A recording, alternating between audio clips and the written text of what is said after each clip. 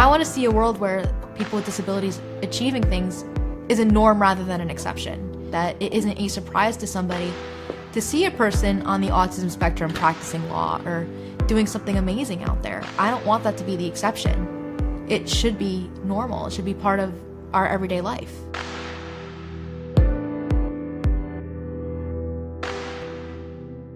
Haley was about 2 or 3, not verbal, just not hitting the milestones that normal children hit at certain age points, but she was doing things that were extraordinary, puzzles of 100 pieces, 200 pieces.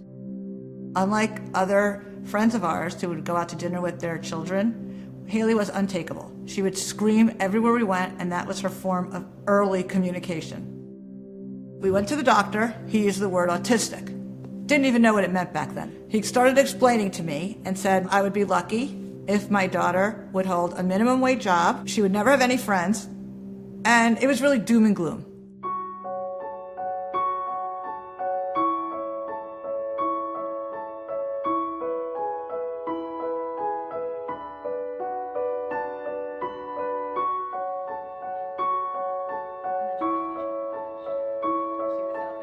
From the minute my daughter was diagnosed, society and friends and family at times closed the door. Generally the fear was that it was their children would either, you say contagious, pick up the habits and then regress and then become autistic.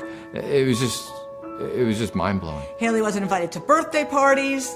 I mean, you name it, we had many doors and many obstacles. There are barriers.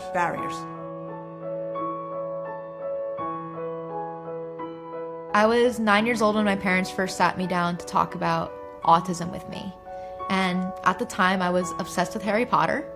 So they explained to me that, like Harry Potter, I had magical powers. Harry Potter was different from the muggles he lived with, but it wasn't bad that he was different from everybody else. It was what made Harry extraordinary, and he had magic in him, and I was raised to believe that autism was part of this magic in me, and being autistic was something to celebrate. It was a good thing, that we focused on the strengths rather than the weaknesses.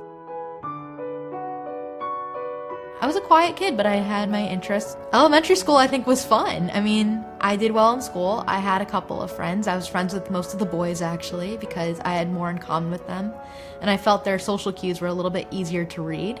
So when I was in elementary school, I played a lot of video games. I traded Yu-Gi-Oh! And Pokemon cards with my friends, and it was a lot simpler because it's a time when, friendships are made a lot quicker than the nuances that we see when you get to middle school, high school, and adulthood.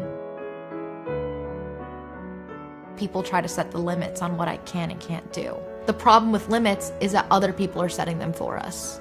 So often it's a doctor, a parent, some other neurotypical person telling us what we can and can't do. Limits are healthy. Limits are not a bad thing, but it should be someone like me setting my own limits. It should be, I can set the limits on myself, not somebody else telling me what I can and can't do.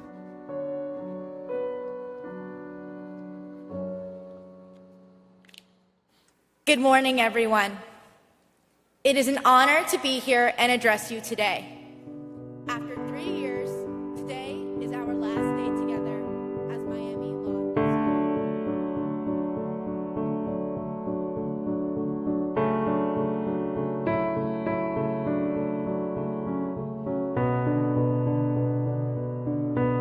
I am excited to see what you will do next. Congratulations, class of 2018. We did it! Other people do try to write our narratives, but at the same time, we are the experts on ourselves. I can tell you why certain things are hard for me better than anybody else, more than a professional who studies autism or even parents. I can be the one who explains why a sensory overload is too much. A parent might say, okay, we know that jazz music might be too loud for this person, and I could say, it's the saxophone that really gets me every single time. So often with autism and the conversation surrounding it, we hear a lot from parents and professionals.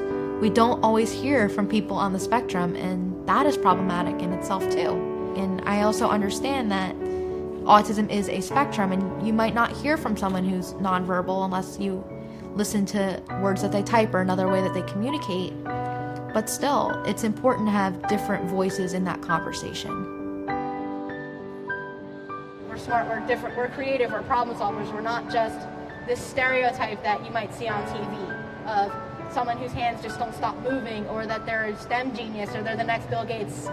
I'm standing here right now. I am a woman. I am a lawyer. I'm not a STEM genius, and I'm also not like 8 years old. So when we think about our autistic children and they do become adults, we need to think, how can we plan for everybody and how can we make the future better? Congratulations! What's extraordinary, I think, about people with disabilities is how we adapt to a world that isn't designed for us, in a world that has odds stacked against us at every turn. And it's something that people with disabilities and autistic people do every day, as we get through certain barriers that exist in our path that the world doesn't think about.